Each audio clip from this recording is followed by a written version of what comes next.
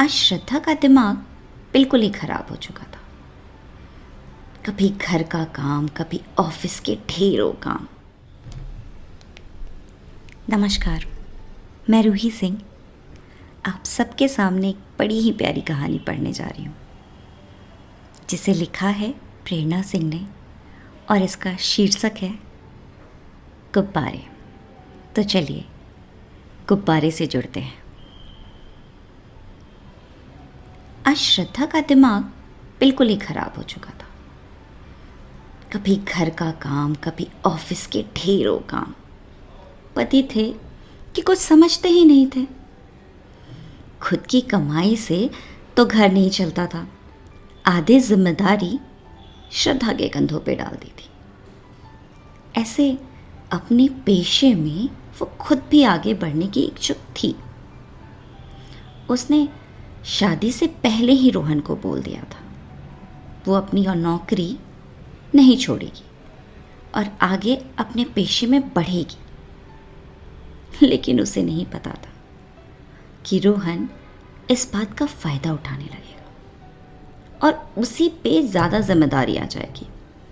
ऊपर से सास ससुर, उफ, पूरे दिन उनके सवालों का सामना। कब आओगी, कब जाओगी, खाना पीना वगैरह वगैरह। उफ। श्रद्धा घर से निकलते ही यूं ही सुनसान रास्तों पे पैदल चलने लगी। क्या जिंदगी दी है भगवान ने। कोई मेरे लिए सोचता ही नहीं।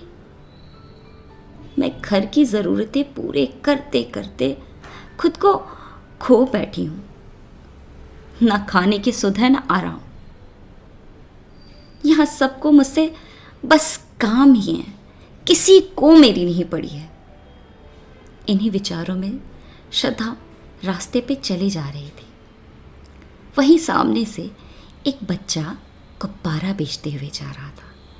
उसने कहा, दीदी ले लो, 10 की है। श्रद्धा बोली, मैं कोई बच्ची दिखती हूँ तुम्हें? गुब्बारे से खेलूंगी?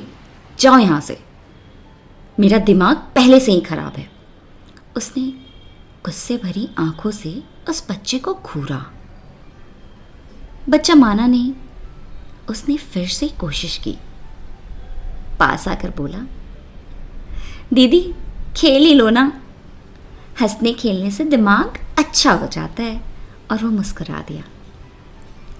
श्रद्धा गुस्से में बोल पड़ी, तेरा दिमाग ठीक करूं मैं? पढ़ने की उम्र में माँ बाप ने ऐसे रास्ते पे गुब्बारे बेचने भेज दिया है। तू मुझे सिखाएगा जिंदगी कैसे चलती है? बच्चा हंस के बोला, दीदी मैं समझ गया आपका दिमाग क्यों खराब है। आप ना खुद से सोच लेते हो, पूछते ही नहीं, जानते ही नहीं जो सोच रहे हैं वो बात है भी कि या नहीं। श्रद्धा सक पकार कर उसे देखने लगी। बच्चा फिर बोल पड़ा, जरूरी तो नहीं मैं यहाँ गुब्बारे बेच रहा हूँ तो मेरे माँ बाप खराब हो गए। मैं रात्रि कक्षा में पढ़ता हूँ दीदी। माँ मुझे जन्म देते टाइम ही मर गई थी और बाबूजी मजदूर हैं। आजकल बीमार हैं तो मुझे रात्रि कक्षा में भेज दिया है। मैं थोड़ा काम कर लेता हूँ, खाना भी तो मिलना चाहिए ना दीदी। और देखो गुब्बारे बेचते बेचते मैं गणित भी सीख रहा हूँ। फिर वो खिलखिला के हंस दिया। श्रद्धा को लगा जैसे वो सबसे समझदार है। बिना शिकायतों से घिरा खुशहाल बच्चा और उसके स्वयं के पढ़ने लिखने, पैसे, किसी चीज़ का कोई मोल नहीं है। वो उसके सामने खुद को बहुत छोटा महसूस कर रही थी। वो बैठकर बच्चे का हाथ थाम लेती है। मुझे ये सारे गुब्बारे दे दोगे? मुझे ही जिंदगी का हिसाब सीखने की सबसे ज़्यादा ज़रूरत है। श्रद्धा बोली। बच्चा खुश हो गया। उसने कभी 200 रुपये साथ में नहीं कमाए थे। श्रद्धा भी बेहद खुश थी क्योंकि उसने कभी जिंदगी को समझा ही नहीं था, बस शिकायतें ही तो की थी। लौटकर उसने देखा घर में सब उसे ढूंढ रहे हैं। रोहन उसे देखते ही खुश हो गया। भागते हुए उसके पास आकर उसका हाथ थाम लिया और बोला, कहाँ चली गई थी तुम? हम सब कितने परेशान थे। तुम ये नौकरी छोड़ दो श्रद्धा, इतना परेशान रहती हो। हम कम में रह लेंगे यार, पर खुश रहेंगे। मैं तो कब से कहना चाहता हूँ कि तुम नौकरी छोड़ दो, पर शादी के पहले तुमने ये काम ना छोड़ने की शर्त के कारण मैं चुप था। अब बहुत हुआ, छोड़ दो ऐसी नौकरी जिसकी वजह से तुम्हें सुकून ही नहीं। वो एक सांस में बोलता गया बिना रुके।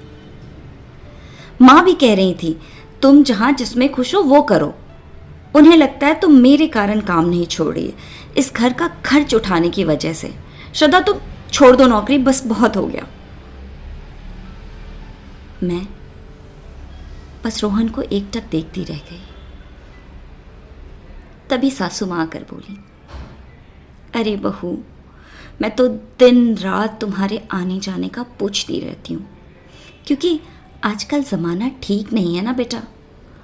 पता रहे कहाँ हो, कोई ज़रूरत हो तो कम से कम मैं तो हूँ। ठीक है बूढ़ी हो गई हूँ, पर तुम्हारे साथ तो हूँ।